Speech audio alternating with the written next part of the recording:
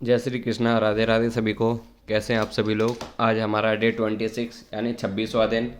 तो चलिए प्रभु जी का नाम लेके अपने श्रीमद् भागवत गीता यथास्वरूप को शुरू करते हैं। हरे कृष्णा कृष्णा कृष्णा हरे हरे, हरे राम राम राम हरे हरे। ओम नमो वासुदेवाय नमः, ओम नमो वासुदेवाय नमः। तो चलिए शुरू करते हैं। आज है हमारा अध्याय 11। कल हम 10 अध्याय कंप्लीट कर चुके हैं। इसका नाम है विराट रूप।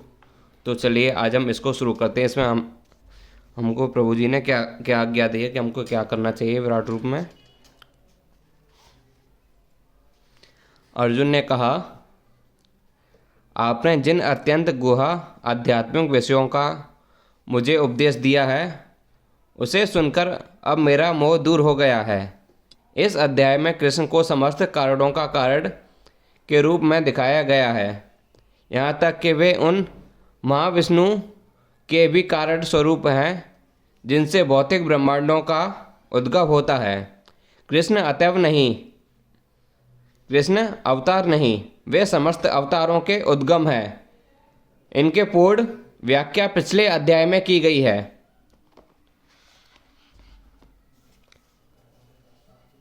अब जहाँ तक अर्जुन की बात है, उसका कहना है कि मोह दूर हो गया है। इसका अर्थ यह हुआ कि वह कृष्ण को अपना मित्र स्वरूप सामान्य मनुष्य नहीं मानता, अपितु वह उन्हें प्रत्येक वस्तु का कारण मानता है। अर्जुन आध्यात्मिक प्रबल हो चुका है और उसे प्रशंसा है कि उसे कृष्ण जैसा मित्र मिला, किंतु अब वह यह सोचता है कि भले ही वह कृष्ण को हर वस्तु का कारण मान ले, किंतु दूसरे लोग नहीं मानेंगे। अतः इस अध्याय में वह सबों के लिए कृष्ण की अलौकिकता स्थापित करने के लिए कृष्ण से प्रार्थना करता है कि वे अपना विराट रूप दिखलाएं। वस्तुतः जब कोई अर्जुन की ही तरह कृष्ण के विराट रूप के दर्शन करता है तो वह डर जाता है, किंतु कृष्ण इतने दयालु हैं कि स्वरूप दिखाने के तुरंत बाद वह अपना मूल रूप धारण कर लेते हैं। अर्जुन कृष्ण के इस कथन को बार बार स्वीकार करता है कि वे उसके लाभ के लिए ही सब कुछ बता रहे हैं। अतः अर्जुन इसे स्वीकार करता है कि यह सब कुछ कृष्ण की कृपा से घटित हो रहा है। अब उसे पूरा विश्वास हो चुका है कि कृष्ण समस्त कारणों के कारण है और परमात्मा के रूप में प्रत्येक जीव के हृदय में विद्यमान है।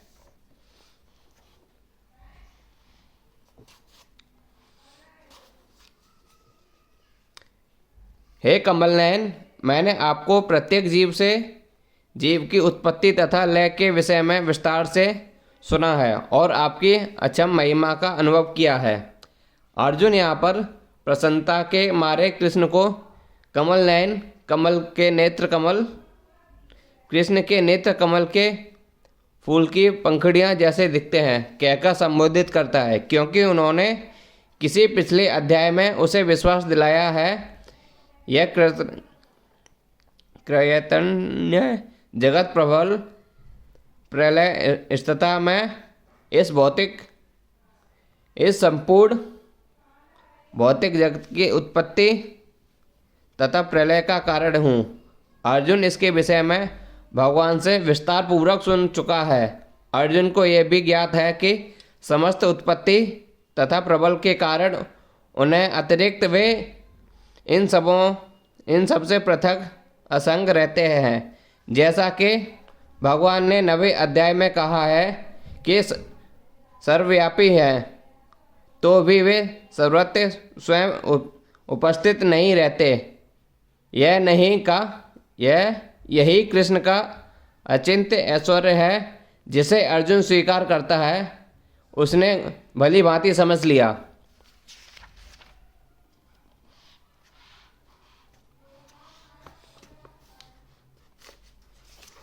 हे पुरुषोत्तम, हे परमेश्वर, यद्यपि मैं आपको अपने समक्ष आपके द्वारा वर्णित आपके वास्तविक रूप में देख रहा हूँ, किंतु मैं यह देखने का इच्छुक हूँ कि आप इस दृश्य जगत में किस प्रकार प्रविष्ट हुए। मैं आपका उसी रूप में दर्शन करना चाहता हूँ। भगवान ने यह कहा कि उन्होंने अपने सामान्य स्वरूप का ब्रह्मांड के भीतर प्रवेश किया है, फलतः यह दृश्य जगत संभव हो सका है और चल रहा है। यहाँ तक अर्जुन में का संबंध है वह कृष्ण के कथनों से प्रोत्साहित है, किंतु भविष्य में उन लोगों को विश्वास दिलाने के लिए जो कृष्ण को सामान्य पुरुष सोच सकते हैं, अर्जुन चाहते हैं कि वह भगवान के विराट रूप में देखें जिसे वे ब्रह्मांड के भीतर से काम करते हैं, यद्यपि वे इसके पृथक हैं। अर्जुन द्वारा भगवान के लिए पुरुषोत्तम संबोधन भी महत्वपूर्ण है। चूँकि वे भगवान हैं इसलिए वे स्वयं अर्जुन के भीतर उपस्थित हैं, अतः वे अर्जुन की इच्छा को जानते हैं। वे यह समझते हैं कि अर्जुन उनके विराट रूप का दर्शन करने की कोई लालसा नहीं, क्योंकि वह उनको साक्षात देखकर पूर्णतः संतुष्ट है। किंतु भगवान यह भी जानते हैं कि अर्जुन अन्यों को विश्वास दिलाने के लिए ही विराट रूप का दर्शन करना चाहता है। अर्जुन को इस पुष्टि के लिए कोई व्यक्तिगत इच्छा न थी। कृष्ण यह भी जानते हैं कि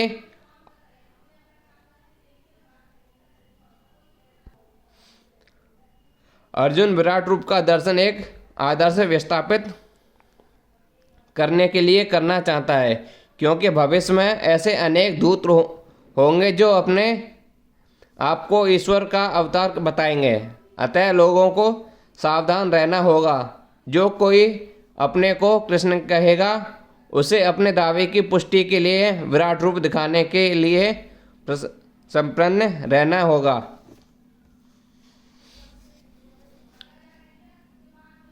हे प्रभु, हे योगेश्वर, यदि आप सोचते हैं कि मैं आपके विश्व रूप को देखने में समर्थ हो सकता हूँ, तो कृपया मुझे अपना असीम विश्व रूप दिखलाइए।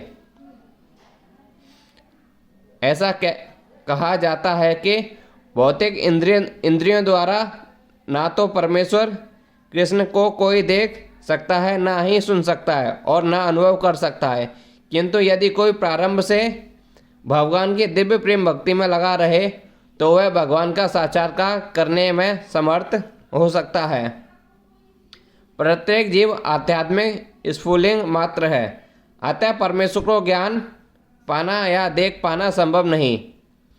भक्त रूप में अर्जुन को अपनी चिंतन शक्ति पर भरोसा नहीं है। वह जीवात्मा होने के कारण अपनी सीमाओं को और कृष्ण की अल्पनीय स्थिति को स्वीकार करता है। अर्जुन समझ चुका था कि एक बुद्धिजीव के लिए असीम अनंत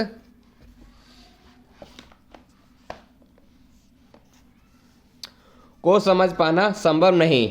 यदि अनंत स्वयं प्रकट हो जाए तो अत्यंत की कृपा से ही उसकी प्रकृति को समझा जा सकता है। यहाँ पर योगेश्वर शब्द भी अत्यंत सार्थक है, क्योंकि भगवान के पास अचिंत्य शक्ति है। यदि वे चाहें तो असीम होकर भी अपने आप को प्रकट कर सकते हैं। अतः अर्जुन कृष्ण की अल्पनीय कृपा की रचना करता है। वह कृष्ण को आदेश नहीं देता जब तक कोई उनकी शरण में नहीं जाता और भक्ति नहीं करता। कृष्ण को प्रकट करने के लिए बाध्य नहीं है। अतः जिन्हें अपनी चिंतन शक्ति मनोधर्म का भरोसा है वे कृष्ण का दर्शन नहीं कर पाते। भगवान ने कहा, हे अर्जुन, हे पार्थ, अब तुम मेरे ऐश्वर्य का सैकड़ों हजारों प्रकार के देवी तथा विविध रंगों वाले रूपों को देखो। अर्जुन कृष्ण के विश्वरूप का दर्शन विलासी था, जो दिव्य होकर भी दृश्य जगत के लाभप्रद प्रकट होता है। फलंत वह प्रकृति का अस्थायी काल द्वारा प्रभावित है। जिस प्रकार प्रकृति माया एक प्रकट अप्रकट है, उसी तरह कृष्ण का यह विश्वास भी प्रकट तथा अप्रकट रहता है। यह कृष्ण के अन्य रूपों के भली भांति वैकुंठ के नित्य नहीं रहता। जहाँ तक भक्त की बात है, वह विश्व रूप देखने के लिए तनिक भी इच्छुक नहीं रहता। लेकिन चूंकि अर्जुन कृष्ण को इस रूप में देखना चाहता था, अतः वह यह रूप प्रकट करते हैं। सामान्य व्यक्ति इस रूप को नहीं देख सकते। कृष्ण द्वारा शक्ति प्रदान किए जाने पर ही इच्छुक इसके दर्शन हो सकते हैं। हे भारत, लो तुम आदित्यों, वसुओं, रुद्रों, अश्विनी कुमारों तथा अन्य देवताओं के विभिन्न रूपों को यहाँ देखो। तुम ऐसे अनेक आश्चर्यमय रूपों को देखो जिन्हें पहले किसी ने ना तो देखा है ना सुना है। यद्यपि अर्जुन कृष्ण का अतरंग सखा तथा अत्यंत विद्वान था, तो भी वह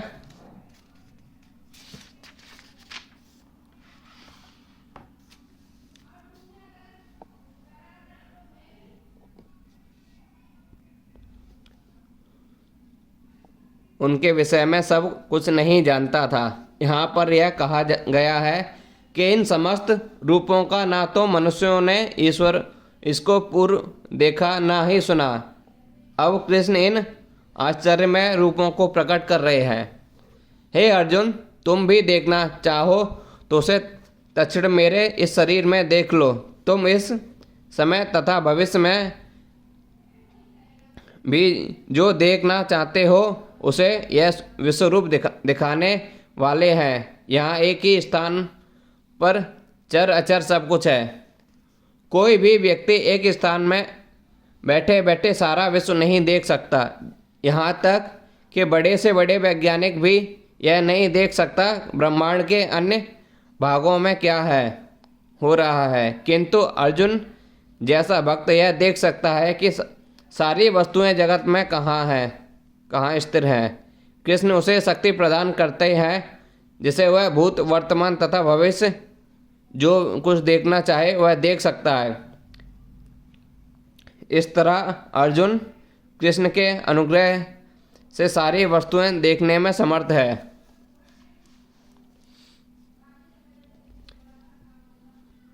किंतु तुम मुझे अपनी इन आंखों से नहीं देख सकते, अतः मैं तुम्हें दिव्य आंखें दे रहा हूं। अब मेरे योग्य ऐश्वर्य को देखो। शुद्ध भक्त कृष्ण को उनके दो भुजी रूपों में अतिरिक्त अन्य किसी भी रूप में देखने की इच्छा नहीं करता। भक्त को भगवत कृपा से ही उनके विराट रूप का दर्शन दिव्य चक्षुओं नेत्रों से करना होता है, ना कि मन से। कृष्ण के विराट रूप का दर्शन करने के लिए अर्जुन से कहा जाता है कि वह अपने मन को नहीं अपितु अपनी दृष्टि को बदले। कृष्ण का यह विराट रूप कोई महत्वपूर्ण नहीं। यह बाद के श्लोकों से पता चल जाएगा कि चूंकि अर्जुन इसका दर्शन करना चाहता था, अतः भगवान ने उसे इस विराट रूप को देखने के लिए विशिष्ट दृष्टि प्रदान की। जो भक्त कृष्ण के साथ साथ दिव्य संबंध में बंधे हैं, वे ऐश्वर्यों को ऐश्वर्य विहीन प्रदर्शनों से नहीं अपितु उनके प्रेममय स्वरूपों से आकृष्ट होते हैं। कृष्ण के बाल संगी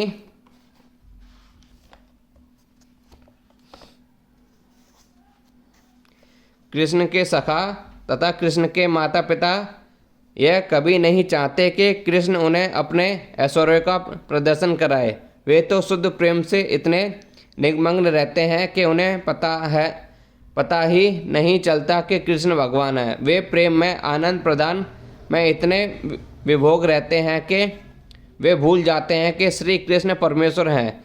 श्रीमद् भागवत में कहा गया है कि कृष्ण के साथ खेलने वाले बालक अत्यंत पवित्र आत्मा हैं और कृष्ण के साथ इस प्रकार खेलने का अवसर उन्हें अनेकानेक जन्मों के बाद प्राप्त हुआ है। ऐसे बालक यह नहीं जानते कि कृष्ण भगवान है, वे उन्हें अपने निजी मित्र मानते हैं।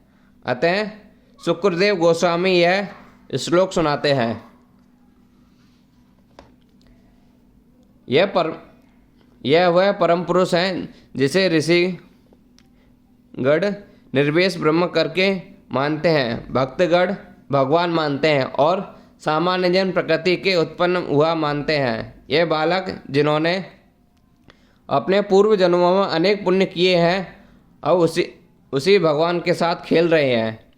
तथ्य तो यह है कि भक्त स्वरूप को देखने का इच्छुक नहीं रहता, किंतु अर्जुन कृष्ण के कथनों की पुष्टि करने के लिए विशुद्ध का दर्शन करना चाहता था, जिसने भविष्य में लोग यह समझ सकें कृष्ण न केवल सैद्धांतिक या दार्शनिक रूप में से अर्जुन के समक्ष प्रकट हुए, अपितु साक्षात रूप में प्रकट हुए थे। अर्जुन को इसकी पुष्टि करनी थी, क्योंकि अर्जुन से ही परंपरा पद्धति प्रारंभ होती है। जो लोग वास्तव में भगवान को समझना चाहते हैं और अर्जुन की पद चिन्हों का अनुसरण करना चाहते हैं, वे उन्हें यह जान लेना चाहिए कि कृष्ण न केवल सैद्धांतिक रूप में अपितु वास्तव में अर्जुन के समक्ष परमेश्वर के रूप में प्रकट हुए। भगवान ने अर्जुन को अपना विश्व रूप देखने के लिए आवश्यक शक्ति प्रदान की, क्योंकि वे जानते थे कि अर्जुन इस रूप को देखने के लिए मुझे इच्छुक न था, जैसा कि हम पहले बता चुके हैं। संजय ने कहा, हे राजा, इस प्रकार कहकर महायोगेश्वर भगवान ने अर्जुन को अपना विश्वरूप दिखलाया।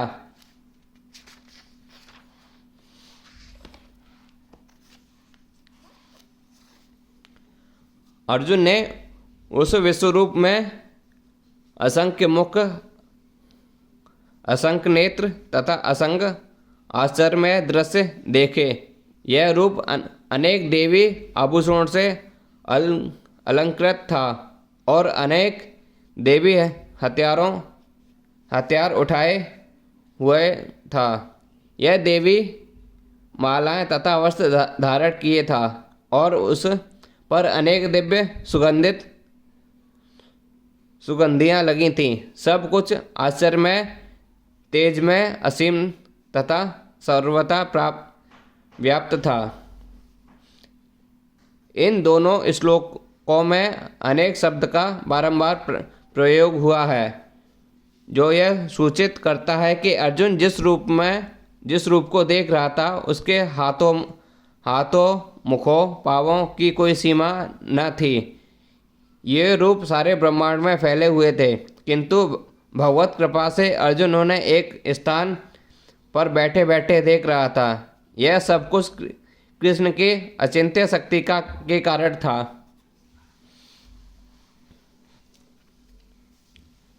यदि आकाश में हजारों सूर्य एक साथ उदय हो तो उनका प्रकाश शायद परम पुरुष के इस विश्व रूप के तेज की क्षमता कर सकते। अर्जुन ने जो कुछ देखा वह अकथ्य था, तो भी संजय धृतराज को उस महान दार्शनिक वो दर्शन का चित्र उपस्थित करने का प्रयत्न कर रहा है। ना तो संजय वहाँ ना धृतराष्ट्र, किंतु व्यासदेव के अनुग्रह से संजय सारी घटनाओं को देख सकता है। अतएव इस स्थिति की तुलना वह एक काल्पनिक घटना हजारों सूर्यों से कर रहा है, जिसे इसे समझा जा सके।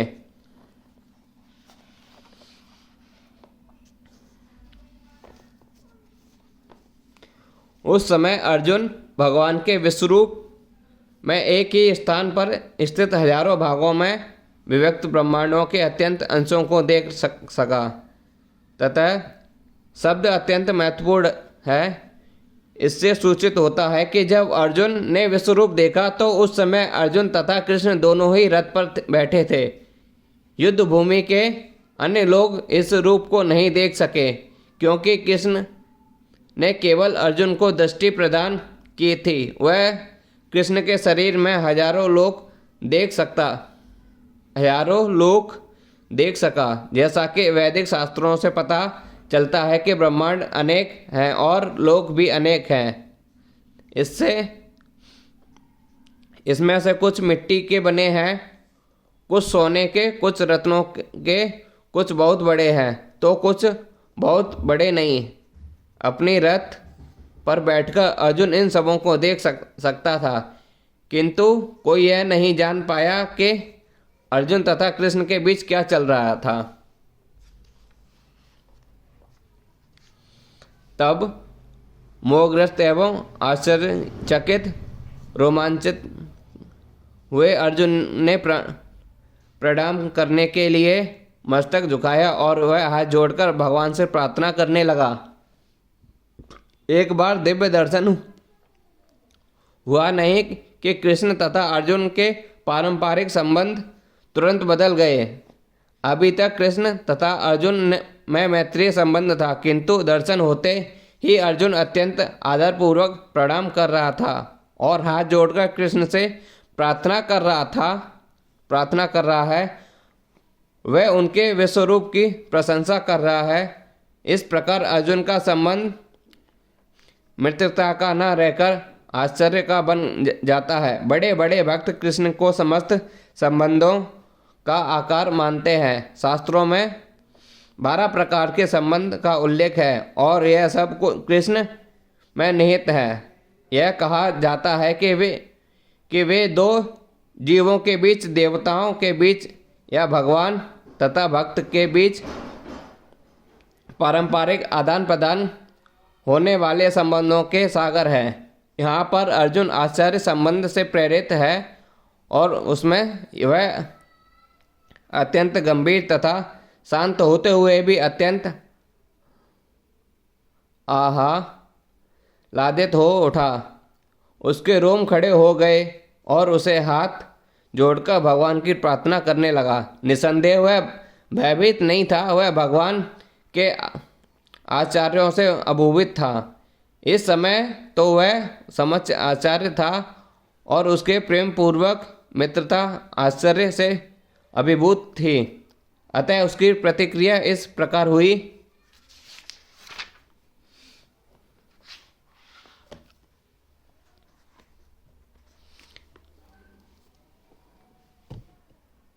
अर्जुन ने कहा,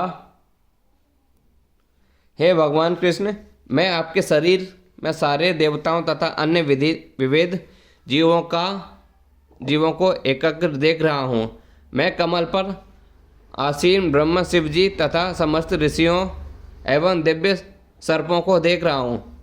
अर्जुन ब्रह्मांड के प्रत्येक वस्तु को देखता है, अतः वह ब्रह्मांड के प्रथम प्राणी ब्रह्मा को तथा उस दिव्य सर्प को, जिस पर गर्भोदासी विष्णु ब्रह्मांड के अधोतल में शयन करते हैं, देखता है कि इस शेष शय के नाग पर वासुक भी रहते हैं। अन्य सर्पों को भी वह वासुक कहा जाता है। अर्जुन गर्भोदकासी विष्णु से लेकर कमल लोक स्थिर ब्रह्मांड के शीर्षक भाग को, जहाँ ब्रह्मांड के जीव और प्रथम जीव ब्रह्मा निवास करते हैं, देख सकता है। इसका अर्थ यह है कि अर्जुन आदि से अंत तक की सारी वस्तुएं अपने रथ में एक ही स्थान पर बैठे बैठे देख सकता है। यह सब कृष्ण की कृपा से ही संभव हो सका।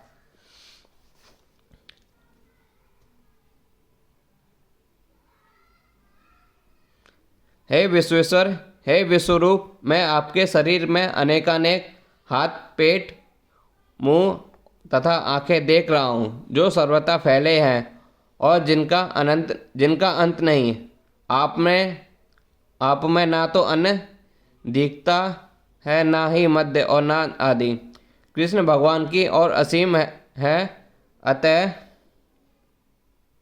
उनके माध्यम से कुछ देखा जा सकता है।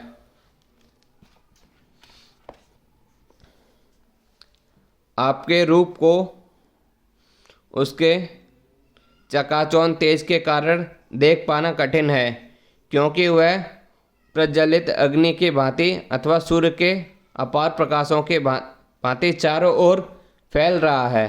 तो भी मैं इस तेजोमय रूप को सर्वथा देख रहा हूँ, जो अनेक मुकुटों, गधाओं तथा चक्रों से विभूषित है।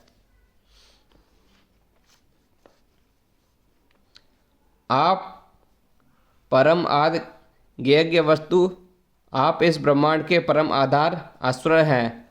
आप अव्यय तथा पुराण हैं। आप सनातन धर्म के पालक भगवान, यही मेरा मत है।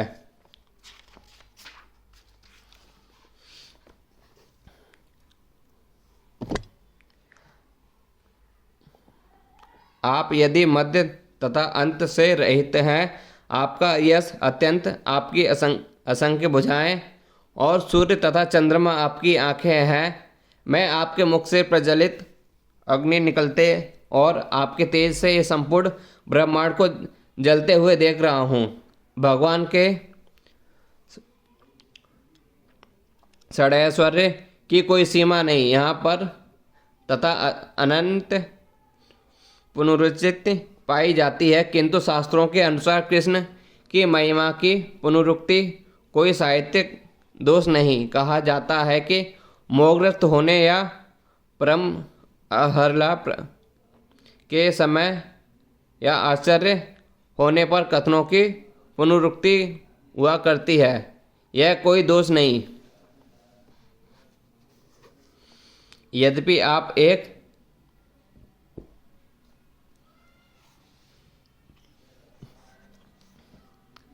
किंतु आकाश के सारे लोकों एवं उनके बीच समस्त अवकाश में व्याप्त है। महापुरुष, हे महापुरुष, आपके इस अद्भुत तथा भयानक रूप को देखकर सारे लोग भयभीत हैं। इस श्लोक में वे धरती तथा आकाश के बीच का स्थान तथा लोकयम तीनों संसार महत्वपूर्ण शब्द हैं, क्योंकि ऐसा लगता है कि न केवल अर्जुन इस विश्व रूप को देखा बल्कि अन्य लोकों के वासियों ने भी इसे देखा। अर्जुन द्वारा विश्व रूप का दर्शन स्वप्न न था। भगवान ने जिनको दिव्य दृष्टि प्रदान की, उन्होंने युद्ध क्षेत्र में उस विश्व रूप को देखा।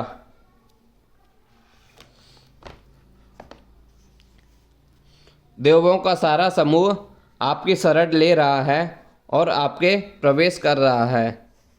उनमें से कुछ अत्यंत भयभीत होकर हाथ जोड़े खड़े आपकी प्रार्थना कर रहे हैं। महर्षियों तथा सिद्धों के समूह कल्याण हो कहकर वैदिक स्रोतों का पाठ करते हुए आपकी स्तुति कर रहे हैं। समस्त लोकों के देवता विश्वरूप की भयानकता तथा प्रद्युत तेज से इतने भयभीत थे कि वे रक्षा के लिए प्रार्थना करने लगे। शिव के विविध रूप आदित्य, गढ़, वसु, सांध्य, ऋषि, विश्वेशदेव दोनों, अवनीश, अश्विनी कुमार, मरुड़गढ़, पितृगढ़, गंधर्व, यक्ष, असुर तथा सिद्धदेव सभी आपको अवश्यपूर्वक देख रहे हैं। हे महाबाहु, आपके इस अनेक मुख, नेत्र, बाहु, जंघा, पांव, पेट तथा भयानक दांतों वाले विराट रूप को देखकर देवतागण सहित सभी लोग अत्यंत विचलित हैं और उन्हीं की तरह मैं भी हूँ।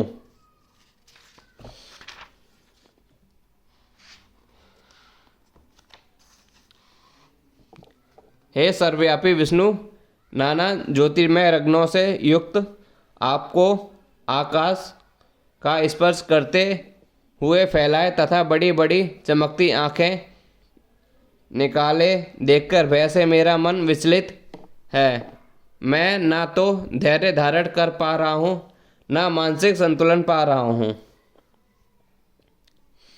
हे देवेश, हे जगन्नित्री निवास, आप मुझ पर प्रसन्न हो। मैं इस प्रकार के आपके प्रलयाग्नि स्वरूप मुखों को तथा विकराल दांतों को देखकर अपना संतुलन नहीं रख पा रहा। मैं सबों और मोहग्रस्त हो रहा हूँ। धृतराष्ट्र के सारे पुत्र अपने समस्त सहायक राजाओं सहित तथा भीष्म, द्रोण, कर्ण एवं हमारे प्रमुख योद्धा भी आपके विकराल मुख में प्रवेश कर रहे हैं। उनमें से कुछ के सिरों को तो आपके दांतों के बीच चूर्णित हुआ देख रहा हूँ।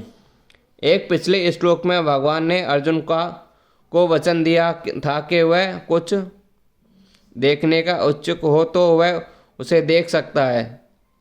अब अर्जुन देख रहा है कि विपक्ष के नेता भीष्म, द्रोण, कर्ण तथा धृतराष्ट्र के सारे पुत्र तथा उनके सैनिक और अर्जुन के भी सैनिक विनष्ट हो रहे हैं।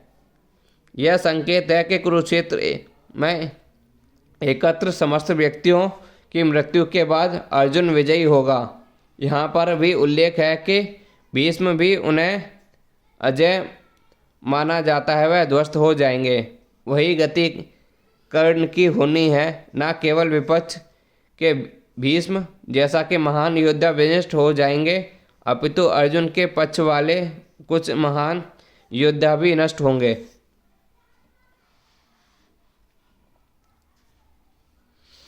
जिस प्रकार नदियों की अनेक तरंगें समुद्र में प्रवेश करती हैं, उसी प्रकार समस्त महान योद्धा भी आपके प्रज्वलित मुखों में प्रवेश कर रहे हैं।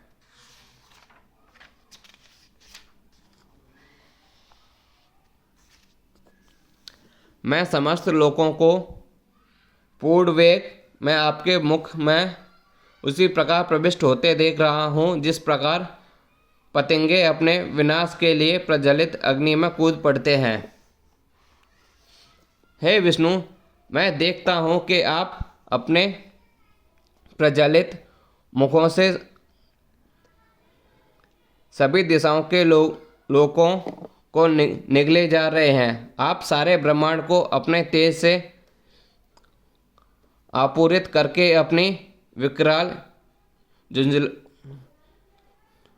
झुलसाते किरणें सहित प्रकट कर रहे हैं। हे देवेश, कृपा करके बतलाइए कि इतने उपग्रह में आप कौन हैं। मैं आपको नमस्कार करता हूँ।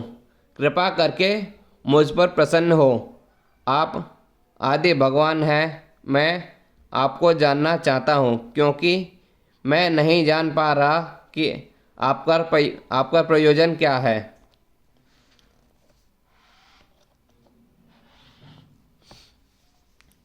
भगवान ने कहा, समस्त जगतों को विनष्ट करने वाला काल हूँ मैं यहाँ समस्त लोगों का विनाश करने के लिए आया हूँ। तुम्हारे पांडवों के सिवा दोनों पक्षों के सारे योद्धा मारे जाएंगे। यद्यपि अर्जुन जानता था कि कृष्ण उसके मित्र तथा भगवान हैं, तो भी वह कृष्ण के विविध रूपों को देखकर चकित था। इसलिए उसने इस विनाशकारी शक्ति के उद्देश्य के बारे में पूछताछ की। वेदों में लिखा है कि परम सत्य हर वस्तु को यहाँ तक कि ब्राह्मणों को भी नष्ट कर देते हैं। अनंत सारे ब्रह्मांड, क्षत्रिय तथा अन्य सभी परमेश्वर द्वारा काल कवलित होते हैं। परमेश्वर का यह रूप सबका भक्षण करने वाला है। और यहाँ पर कृष्ण अपने को सर्वभक्षी काल के रूप में प्रस्तुत करते हैं। केवल कुछ पांडवों के अतिरिक्त युद्ध भूमि में आए सभी लोग उनके द्वारा भक्षित होंगे। अर्जुन लड़ने के पक्ष में न था। वह तो युद्ध न करना श्रेय समझता था, क्योंकि तब तक किसी प्रकार की निराशा न होती। किंतु भगवान का उत्तर है कि यदि वह नहीं लड़ता तो भी सारे लोग उनके ग्रास बनते हैं, क्योंकि यही उनकी इच्छा है। यदि अर्जुन नहीं लड़ता तो भी सब अन्य विधि से मरते। मृत्यु रोकी नहीं जा सकती, चाहे वह लड़े या नहीं। वस्तुत वे पहले से मृत हैं कि काल विनाश और परमेश्वर की इच्छा अनुसार सारे संसार को विनष्ट होना है। यह प्रकृति का नियम है। अतः उठो, लड़ने के लिए तैयार हो और यश अर्जित करो। अपने शस्त्रों को जीतकर संपन्न राज्य का भोग करो। यह सब मेरे द्वारा पहले ही मारे जा चुके हैं। और हे सर्वसाची, तुम तो युद्ध के लिए निमित्त मात्र हो सकते हो।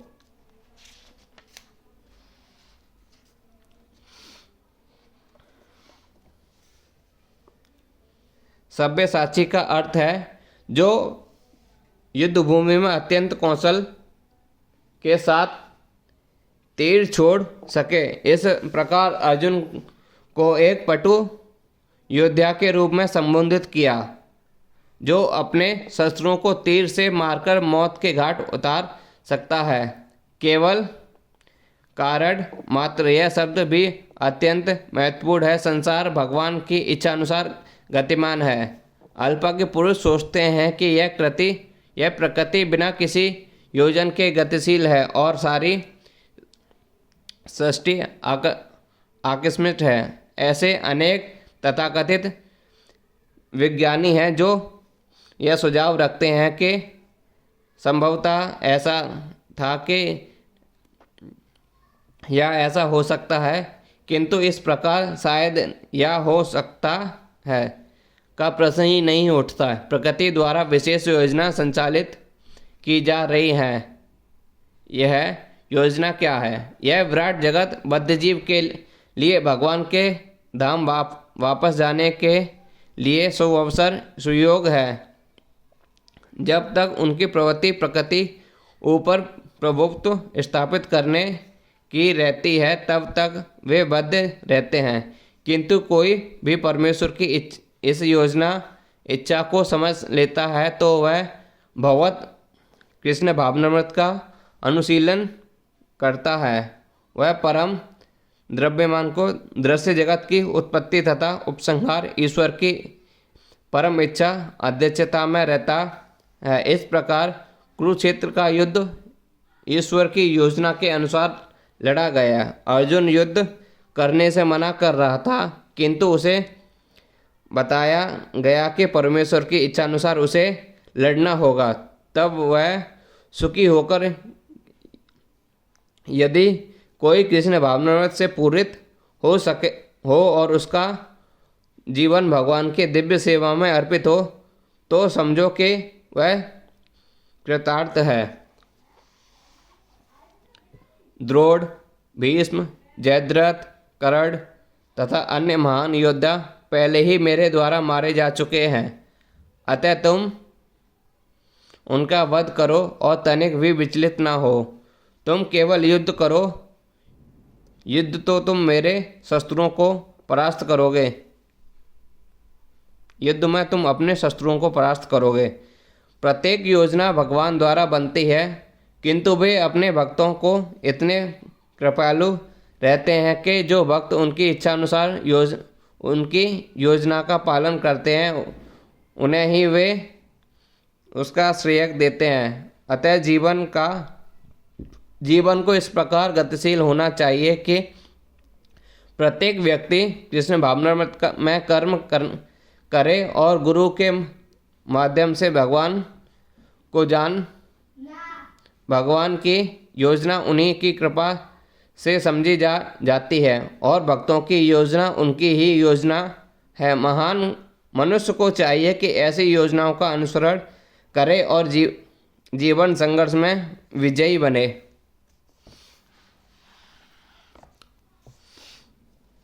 संजय ने धृतराष्ट्र से कहा, हे राजा, भगवान के मुख से इन वचनों को सुनकर कांपते हुए अर्जुन ने हाथ जोड़कर उन्हें बारंबार नमस्कार किया।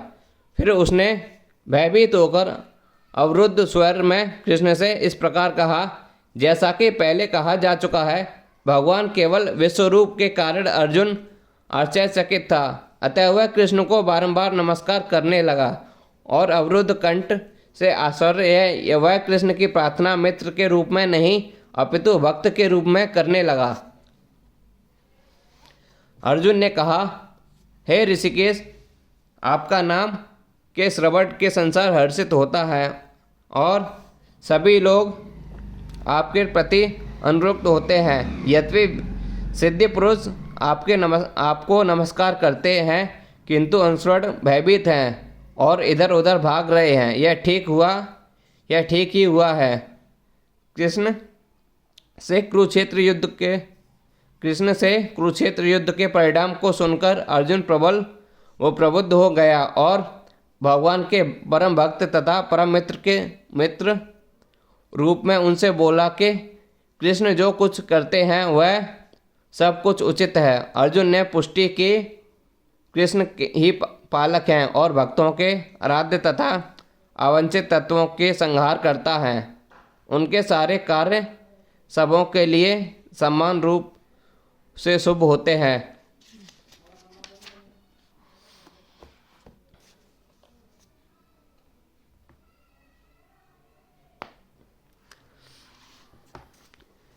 यहाँ पर अर्जुन यह समझ पाता है कि जब युद्ध निश्चित रूप से होना था तो अंतरिक्ष में अनेक देवता, सिद्ध तथा उच्चतर लोकों के बुद्धिमान प्राणी युद्ध को देख रहे थे, क्योंकि वह युद्ध में कृष्ण उपस्थित थे। जब अर्जुन ने भगवान का विश्वरूप देखा तो देवता को आनंद हुआ, किंतु अन्य लोग जो असुर तथा नास्तिक थे भगवान की प्रशंसा सुनकर सहन न कर सके। वे भगवान के विनाशकारी रूप से डरकर भाग गए। भक्तों तथा नास्तिक के प्रति भगवान के व्यवहार की अर्जुन द्वारा प्रशंसा की गई। भक्त प्रत्येक अवस्था में भगवान का गुणगान करता है, क्योंकि वह जानता है कि जो कुछ भी करते हैं वे सबों के हित में है। हे महात्मा, आप ब्रह्म से भी बढ़कर हैं। यदि आप श्रेष्ठा हैं तो फिर आपको सादर नमस्कार क्यों न करें। हे अनंत, हे देवेश, हे जगन्निवास, आप परम स्रोत, श्रेष्ठा, अक्षर, कारणों के कारण तथा इस भौतिक जगत से परे हैं। अर्जुन इस प्रकार नमस्कार करके यह सूचित करता है कि कृष्ण सबों के पूजनीय हैं। वे सर्वव्यापी हैं और प्रत्येक जीव की आत्मा है। अर्जुन कृष्ण को महात्मा, पूजनीय कहकर संबोधित करता है, जिसका अर्थ है कि वह उद्धार तथा अनंत है। अनंत सूचित करता है कि ऐसा कुछ भी नहीं जो भगवान की शक्ति और प्रबल से आच्छादित न हो। और देवेश का अर्थ है कि वे समस्त देवताओं से नेता हैं और उन सबसे ऊपर हैं। वे समग्र विश्व के ईश्वर हैं।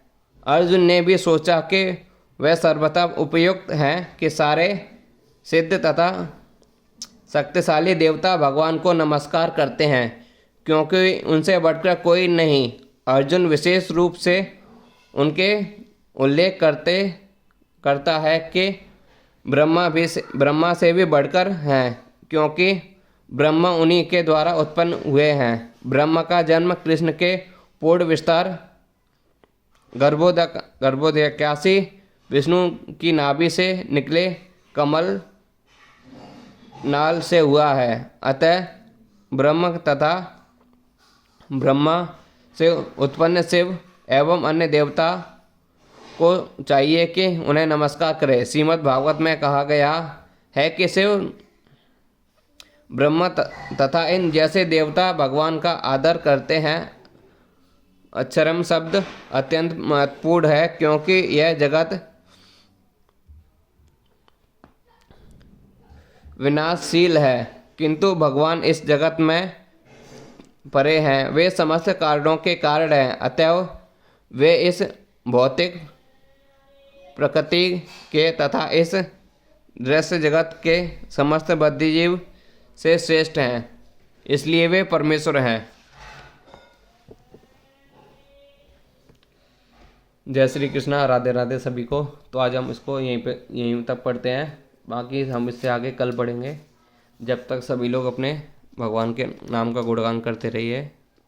हरे कृष्णा कृष्णा कृष्णा हरे हरे, हरे राम राम राम हरे हरे। ओम नमो वासुदेवाय नमः।